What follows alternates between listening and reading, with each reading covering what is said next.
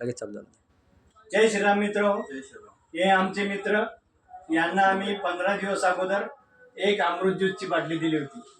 एक अमृत ज्यूसची बाटली द्यायच्या अगोदर त्यांना काय काय समस्या होती ते सांगतील. मला ऍसिडिटीचा भरपूर प्रॉब्लेम होता. भरपूर दवाखाने केले, वजन कमी होणे, गळंकीपणा येणे.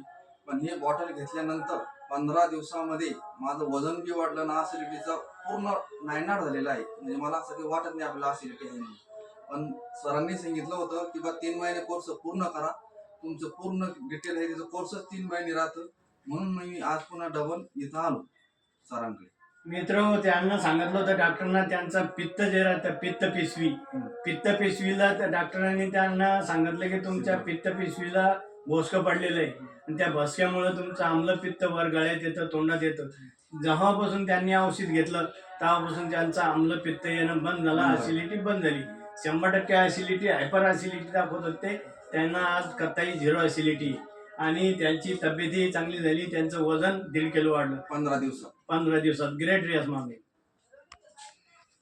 पहिल्या